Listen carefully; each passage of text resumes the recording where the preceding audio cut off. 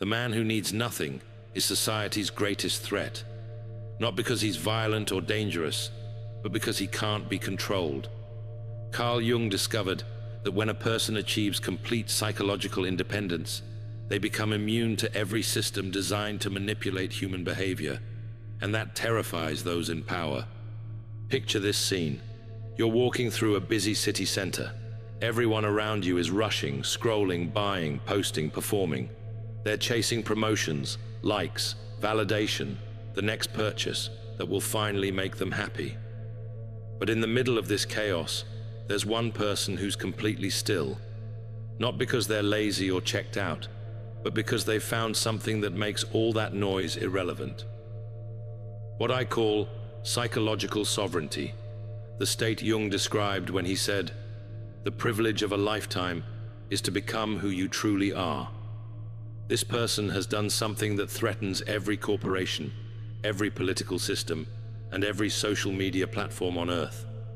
They've stopped needing external validation to feel complete. But here's what makes this so dangerous to those in power. Our entire economic and social system is built on what I call the dependency loop. Every advertisement, every political promise, every social media notification is designed to keep you in a state of perpetual want.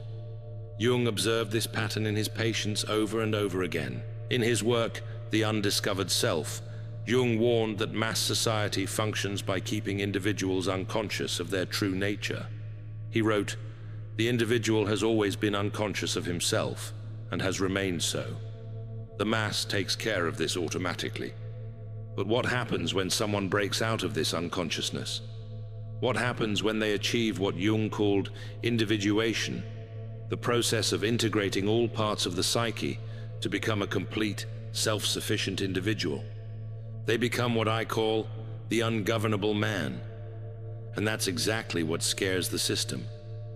Carl Jung spent decades studying the human psyche, and he made a discovery that changed psychology forever. He found that most people live their entire lives wearing what he called the persona, a mask designed to fit in with society's expectations.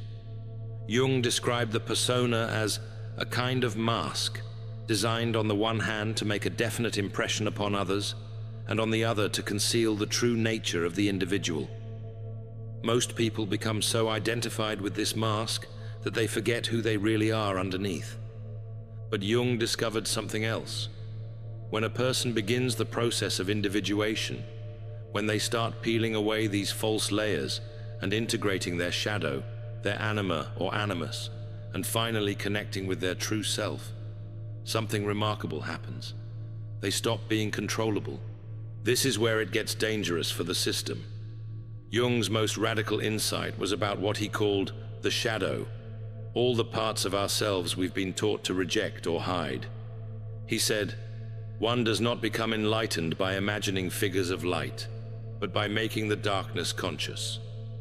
Here's what I call the shadow paradox. Society teaches you to suppress your anger, your selfishness, your dark impulses. But Jung discovered that when you deny these parts of yourself, you become enslaved to them. You need constant external validation because you're terrified of being seen as bad. But the man who has integrated his shadow, he's done something revolutionary. He's looked at the worst parts of himself and said, "This is also me." He's not controlled by shame because he's already faced what he's ashamed of. He's not desperate for approval because he's already approved of himself, the good and the bad. Jung wrote, "The shadow is a moral problem that challenges the whole ego personality, for no one can become conscious of the shadow without considerable moral effort. But once you make this effort, something incredible happens. You become immune to emotional manipulation." But Jung's process doesn't stop there. After integrating the shadow comes what I call the inner marriage. Jung discovered that every person carries within them the seeds of their opposite. Men carry an inner feminine principle he called the anima, and women carry an inner masculine principle called the animus. Most people project these qualities onto others. Men look for the perfect woman to complete them. Women look for the ideal man to make them whole. But Jung found that when you integrate these opposing forces within yourself, you stop needing someone else to complete you. Jung said, "The meeting with oneself is, at first, the meeting with one's own shadow.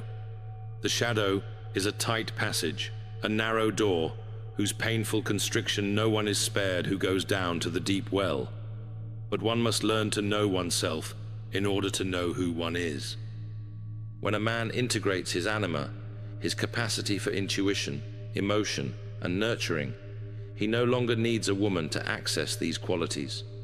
When a woman integrates her animus, her capacity for logic, assertion, and independence, she no longer needs a man to feel strong. This creates what I call the complete individual, someone who is psychologically whole and therefore impossible to control through promises of romantic completion or gender-based marketing. Finally, Jung discovered the ultimate stage of psychological development, contact with what he called the self. Not the ego, not the persona, but the totality of who you are. Jung described the self as the archetype of wholeness and the regulating center of the psyche. When someone reaches this stage, they've achieved what I call inner authority. They no longer look outside themselves for guidance because they've found the source of wisdom within. They don't need gurus, influencers, or experts to tell them how to live because they've connected with their own inner compass. Jung wrote, "Your vision becomes clear when you look into your heart. Who looks outside dreams. Who looks inside awakens." The awakened person is the most dangerous person in any society because they can't be sold a dream. They're already living their truth. Now here's where it gets really interesting. When someone achieves this level of psychological independence, the system responds in predictable ways. They label you as selfish, antisocial, or dangerous. They try to shame you back into dependency. Jung observed this pattern in his own life. When he broke away from Freud and developed his own theories, he was ostracized by the psychological establishment. When he refused to conform to academic expectations, they tried to discredit him.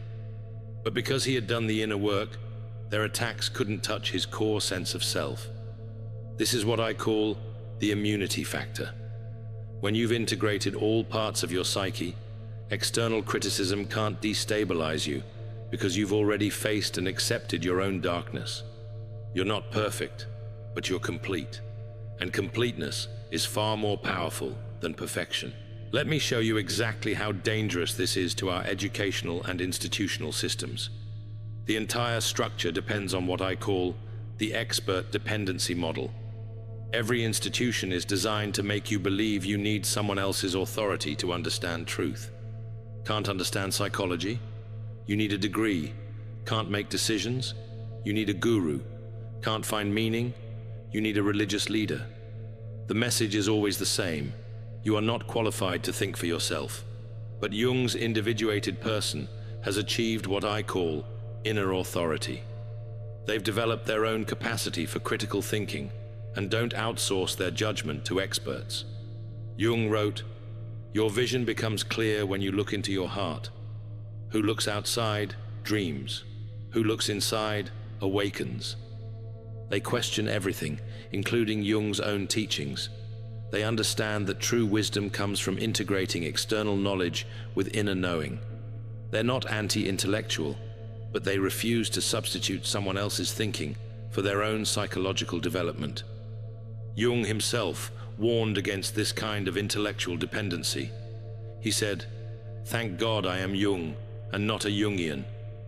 The individuated person learns from teachers, but never becomes a follower. The threat extends beyond economics into politics. Political systems depend on what I call the savior complex, the belief that someone outside yourself can solve your problems. Vote for me and I'll fix the economy. Follow this ideology and you'll find meaning. Join this movement and you'll belong. But Jung's individuated person has done something radical. They've taken responsibility for their own psychological development. Jung warned, The mass-minded man, as an extension of his own personality, sees his personal experience confirmed by politics. But the individuated person doesn't look to politics for personal validation. They understand that external change must follow internal change. They're not waiting for the perfect leader or system to save them because they've saved themselves through psychological work. And that makes them immune to the fear-based messaging that drives political engagement. Nowhere is this threat more visible than in our relationship with social media. These platforms are designed around what I call the validation addiction, the constant need for likes, comments, and shares to feel worthy. But Jung's individuated person has achieved something that breaks this entire model. They've developed what Jung called a personal relationship with the unconscious.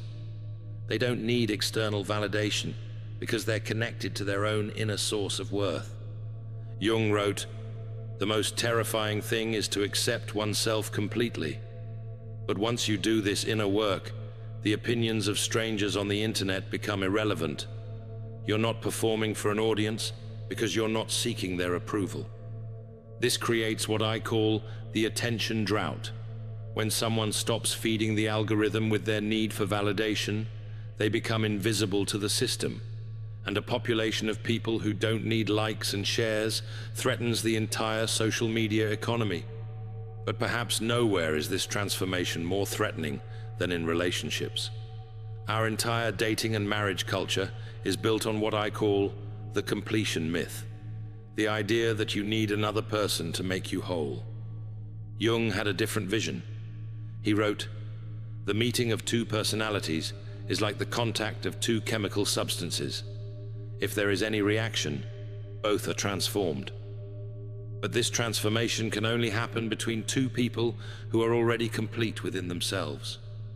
The individuated person doesn't enter relationships from a place of need, but from a place of wholeness. They're not looking for someone to fix them, complete them, or save them from loneliness. They're looking for someone to share their completeness with.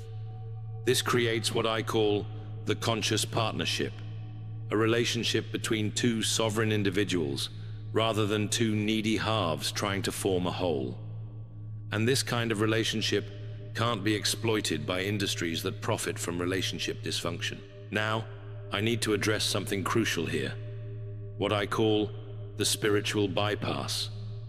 Many people hear about Jung's ideas and try to skip the hard work of integration.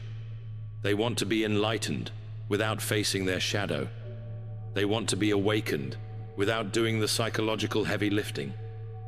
Jung was clear about this trap. He said, "The most dangerous thing is to interfere with a natural process of development. You can't think your way to individuation. You can't meditate your way around your shadow. You have to do the work.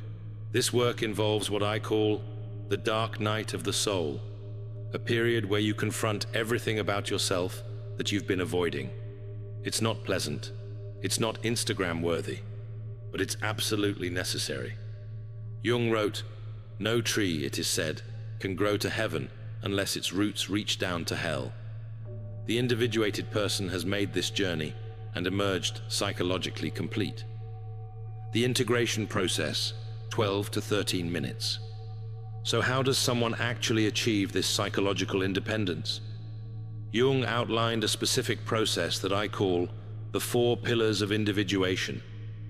First, shadow work, identifying and integrating the parts of yourself you've rejected. Jung said, "Until you make the unconscious conscious, it will direct your life, and you will call it fate."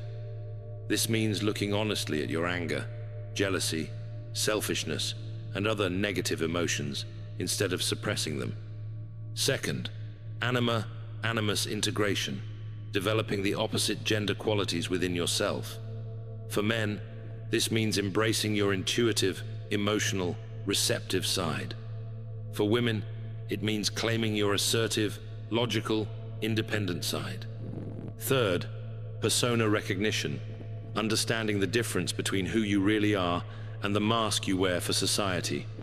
Jung warned, "The persona is a fictitious personality. It is a mask that an actor wears to project himself in a role.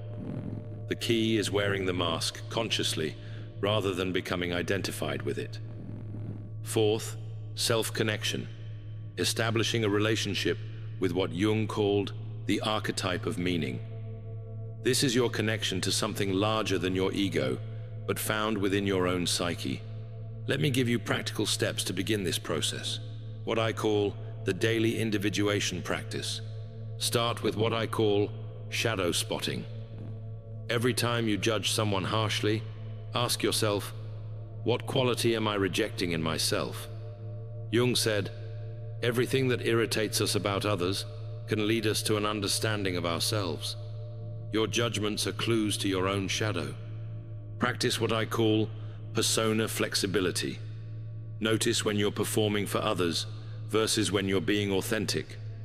Jung wrote, "The shoe that fits one person pinches another.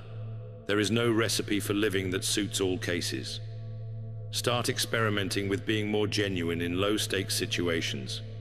Develop what I call inner dialogue. Jung discovered that the psyche naturally wants to communicate with consciousness through dreams, fantasies, and intuitive insights. Start paying attention to these internal messages instead of constantly seeking external input. But I need to warn you about something. As you begin this process, you'll face what I call the conformity pressure. Family, friends, and society will try to pull you back into your old patterns. Jung experienced this himself when he broke away from conventional psychology. He wrote, "The privilege of a lifetime is to become who you truly are. But becoming who you truly are often means disappointing people who are comfortable with your false self. You'll be called selfish for setting boundaries. You'll be called difficult for refusing to play games. You'll be called antisocial for not participating in meaningless social rituals. But remember, these reactions prove you're on the right path." Comment if people started treating you differently when you found your backbone. They sensed the change before I announced it. The system only resists what threatens it. If your growth towards psychological independence is making others uncomfortable, that's evidence you're breaking free from their control. One of the hardest parts of this journey is what I call the authentic loneliness. As you stop performing for others, you may find that some relationships were based on mutual performance rather than genuine connection. Jung warned about this. He said, "The most terrifying thing is to accept oneself completely. When you start accepting yourself completely, you realize how many people in your life only accepted your persona. But here's the paradox. This loneliness is actually freedom.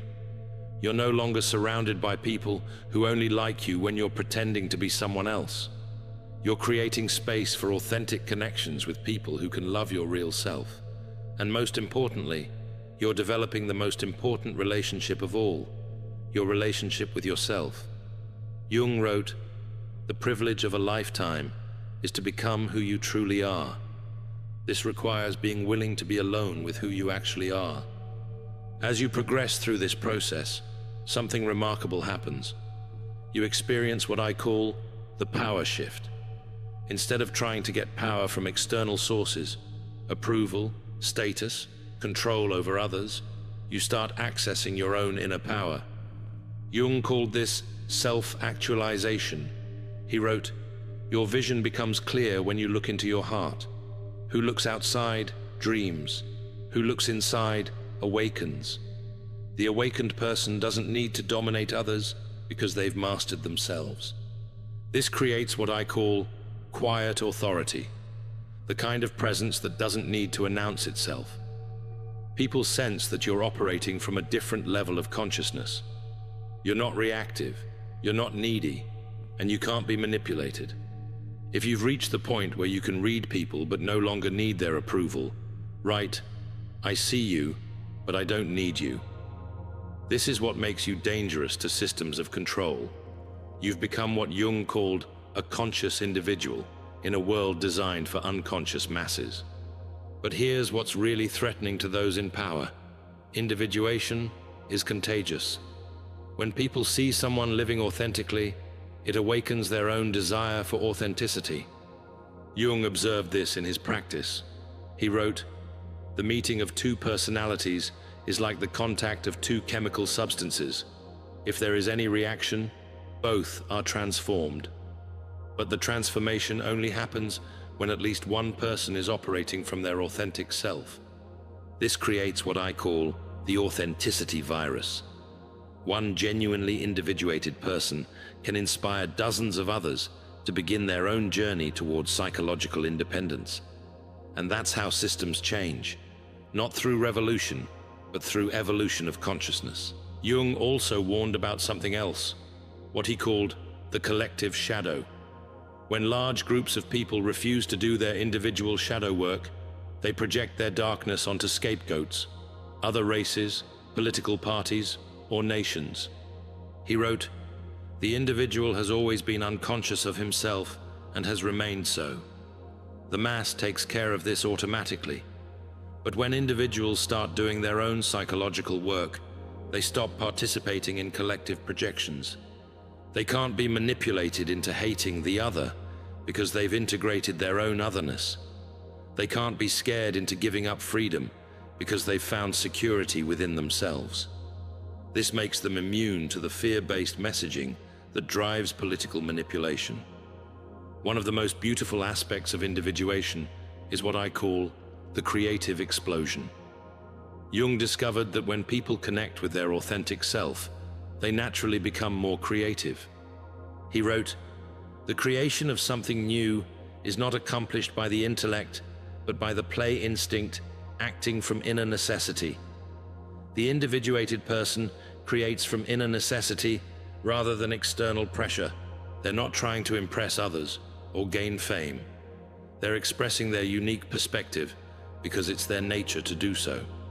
This creates what I call uncorrupted art, creative expression that can't be bought, sold, or controlled by market forces." Jung realized that individuation wasn't a new concept. He found the same process described in wisdom traditions around the world, from Christian mysticism to Eastern philosophy to indigenous shamanism. He wrote, "The individual has always been unconscious of himself and has remained so, but in every culture there have been those who achieved consciousness. These individuals became the wisdom keepers, the ones who couldn't be controlled by temporal power. This is why authoritarian systems always target the wise ones first. They represent an alternative to external authority, the possibility of inner authority. And that's the ultimate threat to any system based on control. In our digital age, individuation is more important than ever. We're bombarded with messages designed to keep us unconscious. Social media algorithms, targeted advertising, polarized news cycles. But Jung's individuated person has developed what I call psychological immunity. They can navigate these systems without being controlled by them. They use technology as a tool rather than being used by it.